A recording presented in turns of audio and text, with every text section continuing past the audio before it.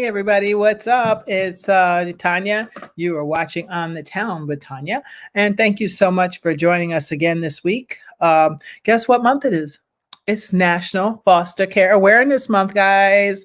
Yay! So this is supposed to be the time that our president made it an initiative that every citizen should do what they can to raise awareness about foster care. So, as you know, because I am the executive director and founder of Foster Kids Unite Incorporated, you can check us out anytime. Sorry about that. And my volume was up. Hello. But yeah, so that's when we're supposed to raise awareness about foster care and anything, adoption. So I'm doing what I can. So to start out with, hi Susan, how are you? So to start out with, I found some really great TikToks, and while some people, short TikToks are short, that's the only thing I don't like about them, but I get it, copyright, I guess, I don't know what the issues are, but I found a couple that I thought were pretty good. So I'm going to play a few of them, and if you have any type of questions about foster care or any questions just in general, please put them in the chat because I can see what you type and I will try to answer them. And if for any reason I can't answer them today, you can inbox me and I promise you I will answer them. I will address them because foster care awareness is so important.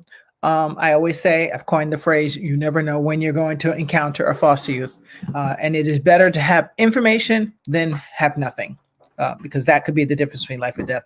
So here we go. I'm going to get into a couple of those TikToks. Let's see which one we're going to start off with right here. There you go. I told people I was adopted my entire life, and it wasn't until I was an adult that I learned that I was rehomed, not adopted. Legal guardians drove me up to a home, unloaded all my one backpack full of things, and then drove off. And for the rest of my life, I believed I was adopted by my mom and dad. I told people that. I thought they were in my parents' 9-year-old me thought I was adopted. When I was 20, I went to court and legally changed my last name to their name, and I had no idea that that was not adoption. It wasn't until I was trying to help my sister get enrolled in public school and we didn't have the paperwork to do so that I learned that my parents were never my legal guardians, were never my legal parents, and that an adoption had never taken place. And it's fairly easy to do. You don't want your adopted child anymore, you just give them away to someone else and hand over power of attorney. There is a business of rehoming children in the US. Children are tossed around like goods and not treated like people. And that's so I want to address that video because I love this young lady's how to say vitality. I don't know. She was very vibrant in spite of all. But that's one issue that I've always had.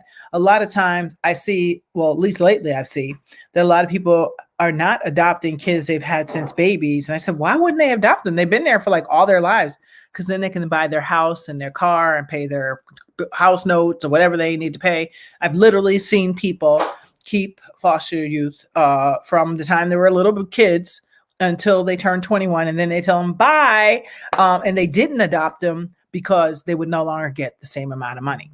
Okay, so that's what that hustle is about. And now, can I say, foster care to me lately, this is how we're going to say it, is almost like it is a business. That's first of all. Let's just keep that, not to the child. The poor child is just caught in the business.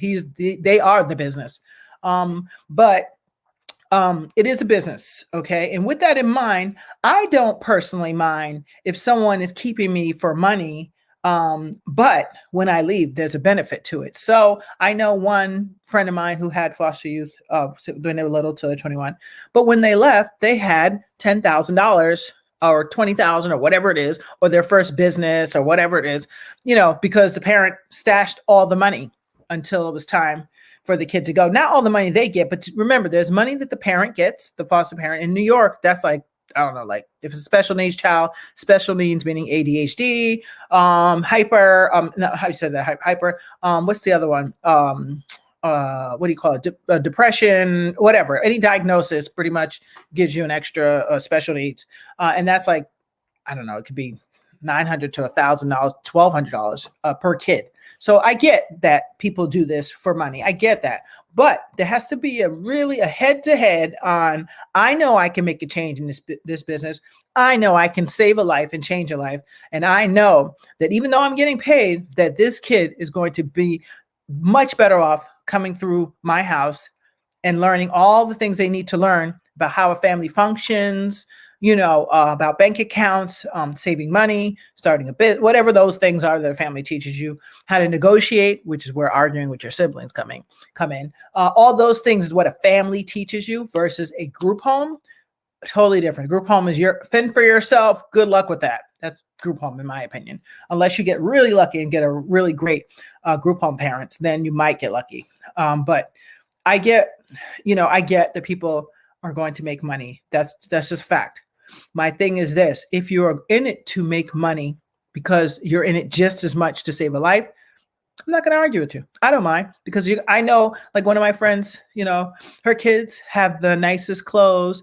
They go to the best school. She fights for them to go to private school because she knows that they're at a disadvantage because they didn't catch up in third grade. So little things like that.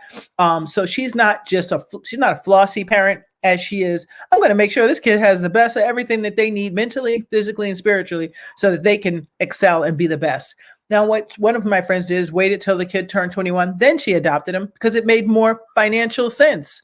I mean, if you look at it that way, if you're putting money away for the child and paying off your house for your side that you get, and then the money you get from them, because they get the children get, like it was when I was a kid, $100 and something allowance every month for clothes.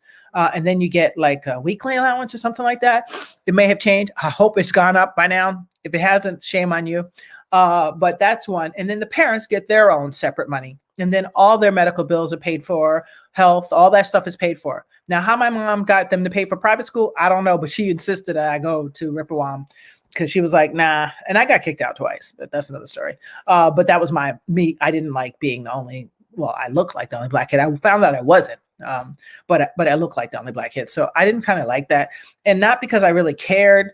It was just awkward. When you're 7 years old, 8 years old, and you're looking at everybody, nobody in there looks like you kind of feel a little bit intimidated. It's like, when they show videos of everybody and then they show your videos with dogs eating your people for civil rights, it's like awkward. So, they didn't show that, but I'm just giving you an example of how awkward it can be. I didn't care because I thought my grandfather was white all my life till I did the DNA. So I didn't really care about that. It was just, I knew I stood out different than everybody else. And they treated me nice, honestly. But it was weird. So anyway, again, to go off this girl's video, it's one thing if you're in it for the money and for the money only, and then you'd be like, bye, kid. It's another thing if you say, I really need the money, but just as badly, I want to change your life and make sure that this kid is winning at all times. I see nothing wrong with that. I don't see nothing wrong with that. As long as the kid is winning is equal to you winning, and that you have a stash saved for them when they leave so that you're not adopting them. It's kind of like, it makes me feel like a throwaway, kind of like, thanks. You just used me to get your house mortgage paid off and now you don't have nothing for me. Oh, that's great. Did you ever really love me? So those things will come into my mind, but I'm okay with that. If I have, here's 20 grand for you to leave.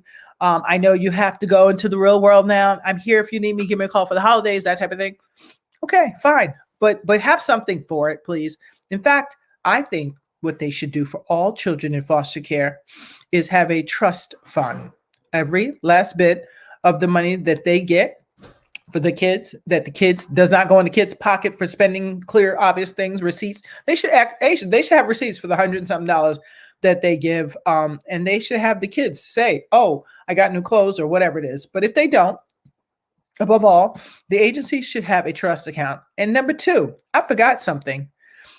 Things like when your parents, I didn't know this, but when your parents, if you're in foster care and your parents die while you're in foster care, did you know you possibly could go after the agency for the Social Security money? Because they're getting it usually. They're trying to get the money. I know in my case, somebody got my mother's money and that wasn't right. So I forgot about that little sidebar, guys. If you were in foster care and your parents deceased while you're in care, you might want to go back to Social Security and figure out where that money went, because you're supposed to get it, even though, especially if you're not adopted. If you're adopted, I'm not sure, but if you're not adopted, that's supposed to be your money. So check it out. Get a lawyer, go to legal aid, wherever you have to go to figure it out. Because I just realized that fact. But okay, so I'm going to show you another TikTok, and I'll address whatever they have to say.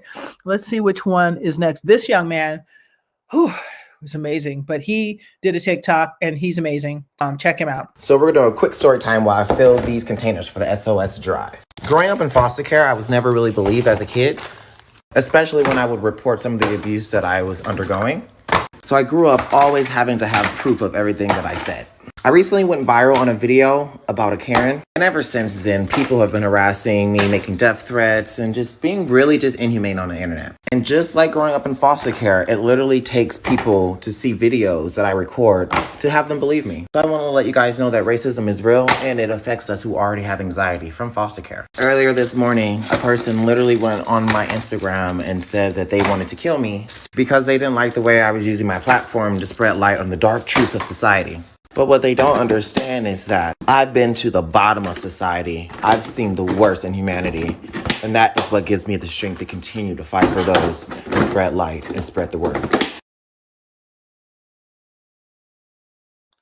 So you saw that one. Wow. So this young man, he has a TikTok and he does a lot of the issues in foster care, not the good ones either. But he's got a point. I mean, we all have something to say. That's the end of the day. I don't know if some of you know this, but I was in foster care all my life. I have good stories and I have bad stories. Thank God it's mostly good stories, but I have some bad ones. And I've overcome them, with years of therapy and, studying psychology. But many kids won't overcome whatever they're going through. So that's a real thing. And he's talking about racism in foster care. There are a lot of issues in foster care. And I will tell you this, if you do your research on foster care when it started, it was very racist. Very racist. I mean, really racist, really bad.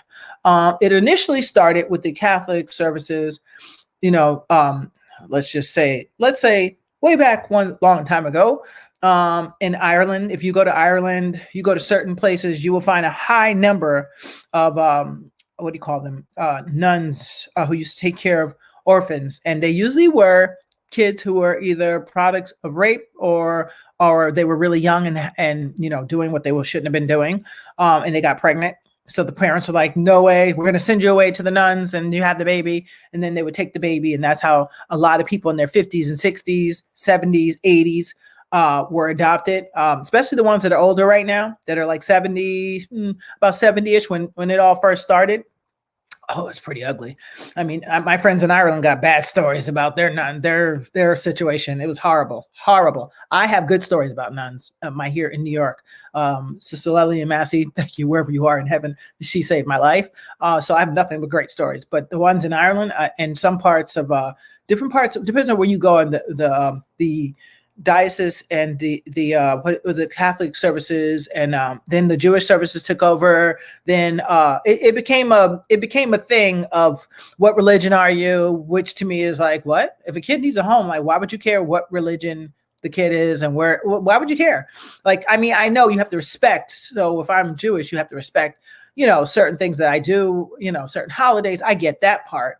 But other than that, like if I need a home, why would I care? So long story short, there is a lot of, I call it discrimination in foster care. Still, if you go to any group home right now, especially the larger ones, which I call them orphanages, which is probably the wrong name. But when I say orphanage, I personally mean over 500 kids running around. That's all I can think of calling it. What else would it be? I mean, it's not a detention home. That's a different story. Those people are there because they did a crime or they did something bad.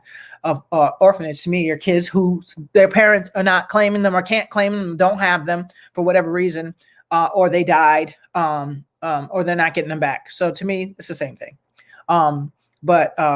Yeah, racism is a big thing. If you get a chance, where's that book? Read the Wilder stories. It's by this New York Times reporter. I'm trying to see if I can find it. Of course, I don't have it right here on hand. But the Wilder stories, I think it's called. Look it up. And I forgot the name of the New York Times reporter that did a story on this one girl. Something Wilder was her name. a little black girl, and she was dark skinned like me. And she was mistreated so bad and just sent through the system. Horrible, horror. But I know for a fact, my siblings and I know I have one brother, the one I'm looking for, Mark. He's, lighter skin, red hair, freckles.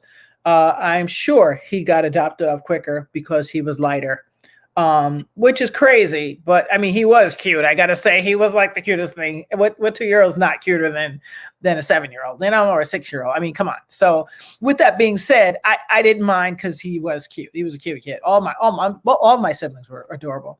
But if you went to this place that I was at back then, St. Christopher Jenny Clarkson, back in the day, go into the gym on Saturdays and Sundays, parents would come and pick what kids they were going to take home. Awkward. And most of the time, always the light skin first, white first, if there was any, then black kids. And the reason why there was more black kids in foster care is because the laws were kind of shady. Let's say, civil rights, Jim Crow, come on. If you were a black parent and you sneezed, they would take your kid away from you. And then you had to go through all the procedures to get it back. So it was really a system set up to fail for black families. So if you were just poor and didn't have enough food, that was the warrant to take your kid away, pretty much. And if you're white, that back then, if they took your kid away, you was doing some tripe. You were like literally doing physical abuse or something out where the obvious eye can see it before they take your kid all the way away. And which is sad because a lot of my white older friends suffered at the hands of abuse of their parents, and they should have been put in foster care. I knew one of my friends, and I say for my friend, she's a senior citizen now. She's very, very older. I won't say how much older because I don't want anybody to guess who she is.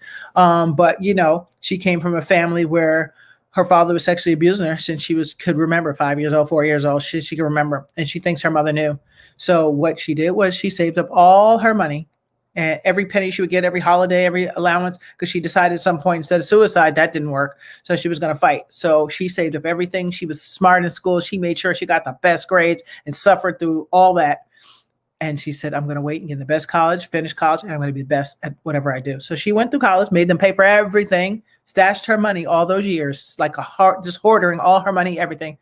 And she graduated college. They have never heard from her since the day she graduated from college. She didn't even wait for the ceremony. Just give me my diploma, send it to the house. She got that. She was done.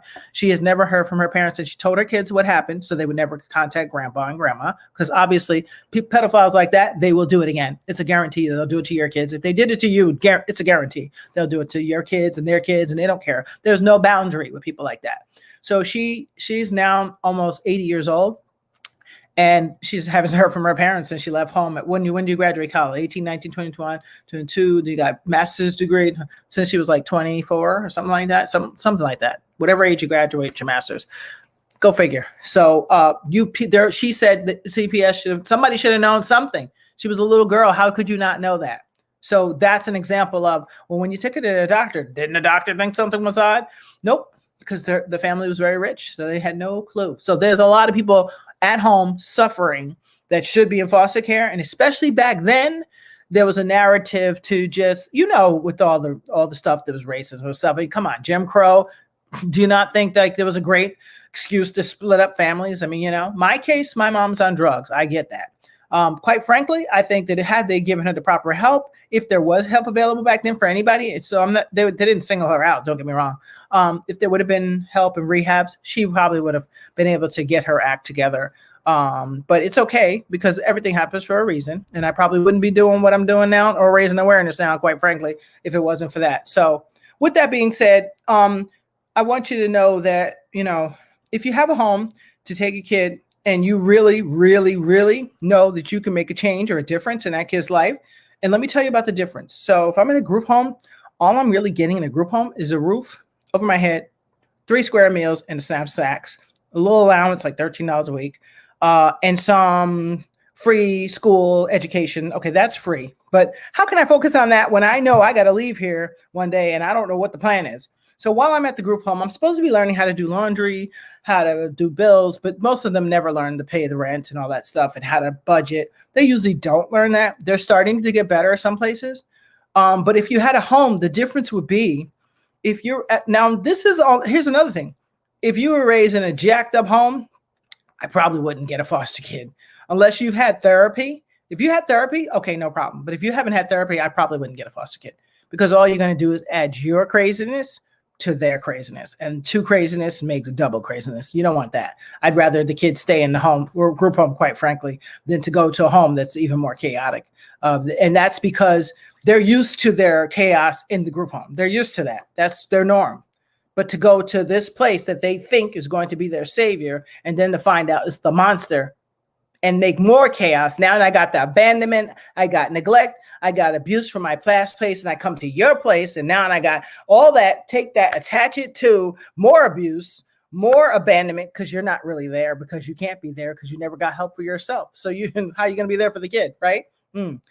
So we have a roof again, some 3 squares, and what? Nothing. So I always tell people, this is how you gauge it. If you came from a jacked up home and you did not get therapy or get help or groups or anything to process what happened to you, if you were abused as a kid, if you were verbally abused, physically, sexually, doesn't matter, and you never got help for that, I probably wouldn't get a kid, because guess what? All it's going to do is trigger your events. You know what I'm saying? And we usually attract the same crap that we had from our childhood. So if we're used to a chaos home, we create chaos in our relationships, right?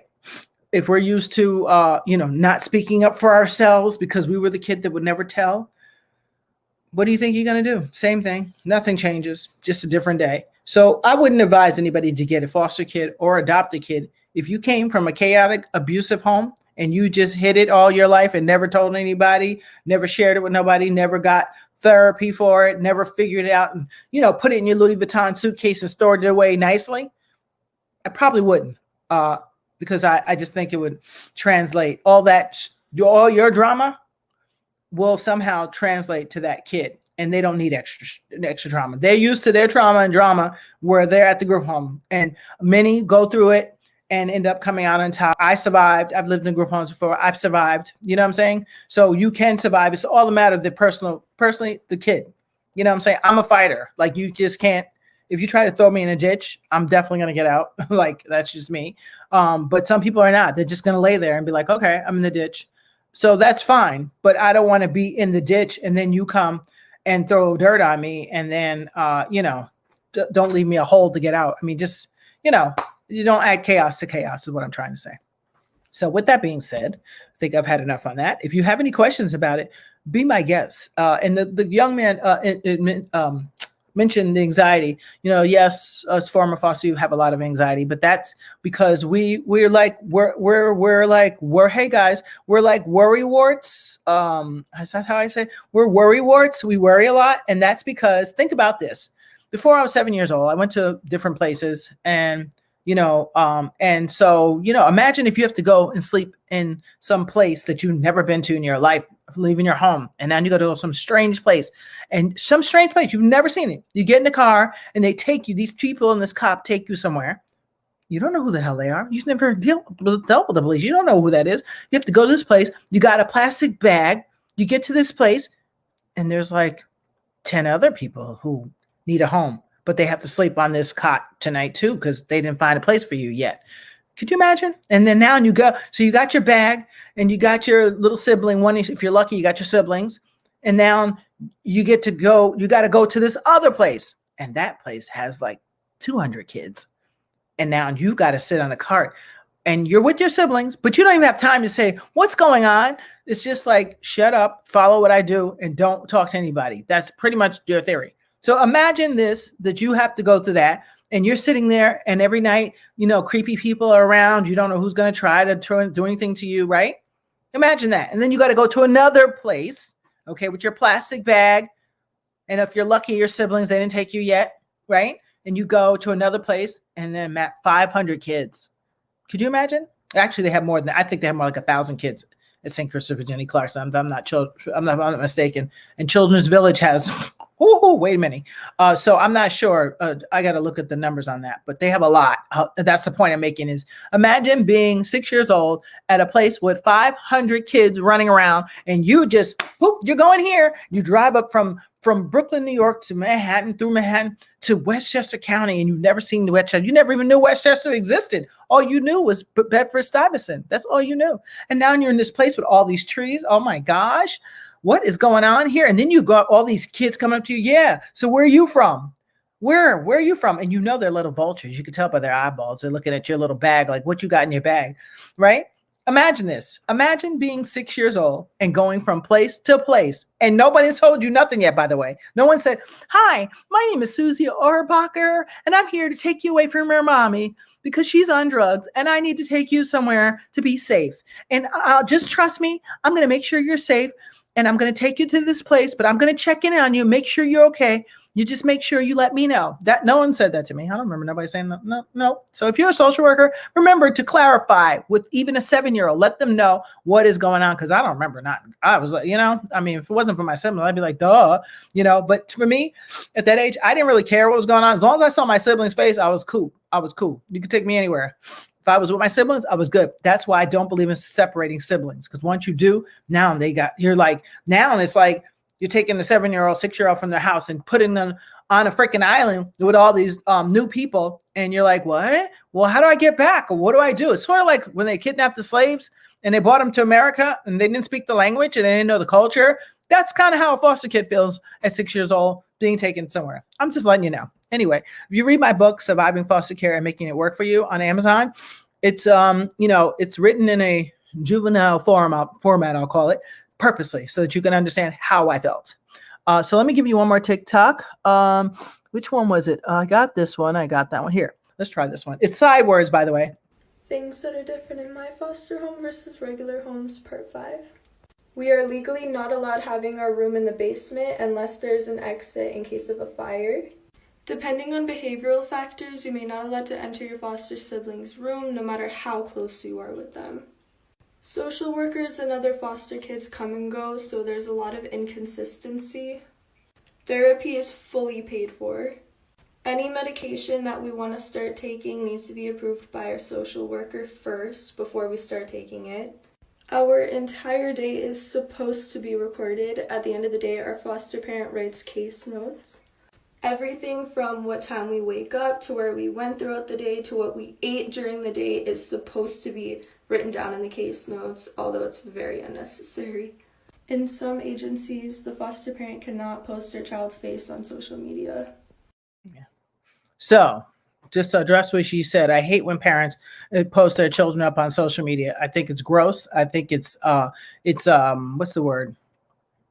A little too, not gloaty. Like, I know you're proud of your kids, but to put them up on social media is just, I think it's tacky. I've seen people do that. Look at my baby, my foster kid. First of all, when that kid gets older and they see that and you see you referring them as foster kid, they're going to feel kind of shady about you.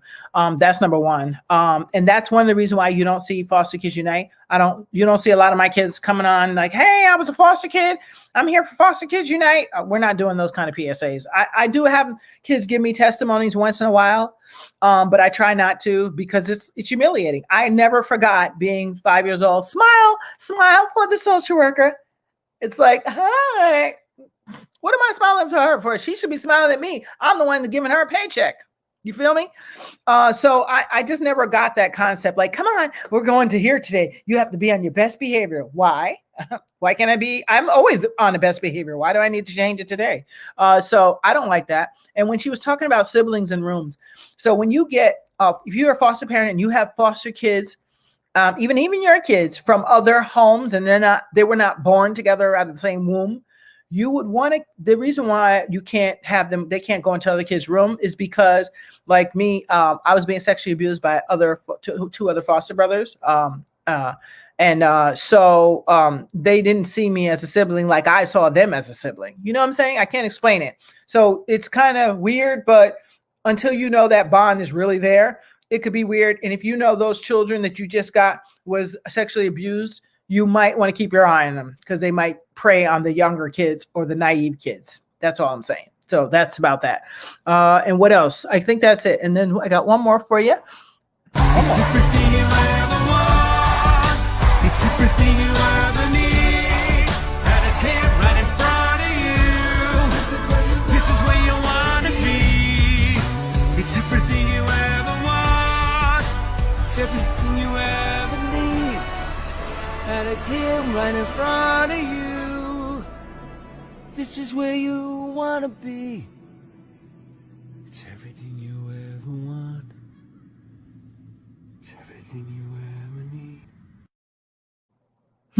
Well, okay. That one was interesting, but that wasn't the one I wanted to play, but it's okay.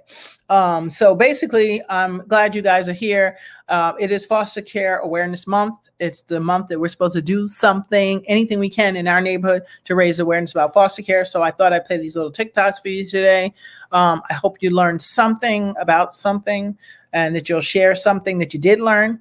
I hope that you will check us out on May 22nd. Go to the event page on Facebook called Foster Survivors Virtual Book Tour, because all of us will be speaking to foster youth, well, mostly to people in the field of foster parents and adoptive parents, but 7 of us have authored books, and we will be there to tell people why we wrote our books and share pieces of our stories. There's 7 speakers. We have Angela Kiana Banks is going to be speaking. She wrote the Black Foster Youth Handbook. We have Justin and Alexis Black speaking. They wrote Redefining. I forgot the name of the book. Sorry, just have to look it up. Look on my poster, you'll see it. And we have Donna Maddox speaking. We have Tamika McLean speaking, and myself speaking. It's going to be Shenandoah Chefalo speaking. It's going to be fabulous. You know why?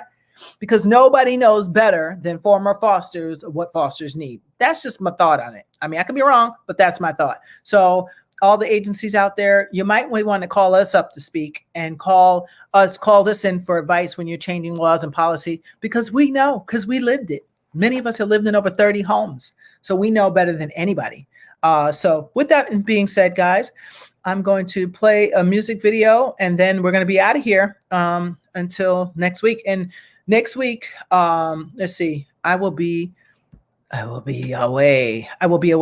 So, but I will be still here. It'll be like 1 o'clock in the morning where I'll be at. So that's going to be another story, but we'll still make it happen. Thank you so much for watching. Don't forget to check out 5 Black Comics on Saturday, and On the Town with Tanya every Thursday and Sunday. I thank you guys for watching. I'm going to play this video by Miss Tatiana. And then we're going to be seeing you next week. Let me see who's had a comment before I play that. Let's see who is here. Hey, Susan, what's up? You're on the, thank you, Susan. Thank you, Susan. It was nice to see you. Thank you for showing up. Hi, Grandma. What's up? What's up, Anthony? Anthony, foster care child. Yes, that you don't adopt them. I know, Anthony. It's crazy, right? I know someone that had the daughter till she was 21 and then was like, bye. I was like, how do you do that? Who has the heart? I still have 3 nieces here. Oh, wow. Master's degree. Good for you. That is big, Anthony, because a lot of times fosters don't graduate. So that's really big. Thank you. Thank you very much. All right. So, guys, I'm going to play this. My daughter did this music video in this song, Hurt You by Tatiana. Make sure you go to the YouTube page, and if you find her on Instagram, go friend her, Coop de Loop. All righty. COUP. Yeah. DELOOP. All right. Bye. Hold up. I'm already broken. I think you'll stay in close 'cause you love it.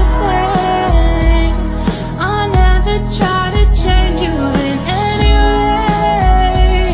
And when we get too close, you just push away.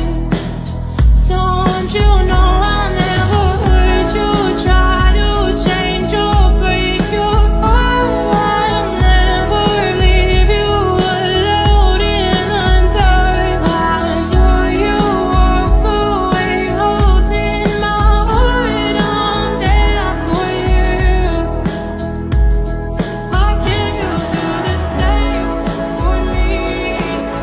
Why can't you treat me like the way I do?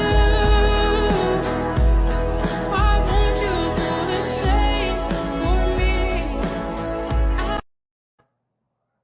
That was Tatiana, Hurt You. Check it out on YouTube, guys. Make sure you like and subscribe to On the Town with Tanya so I can bring you more information. Until what's today? Today is Sunday. Ooh, until Thursday, I'll see you. Actually, this Thursday I will be airing a replay because I will be away. All right. I will talk to you soon. Bye.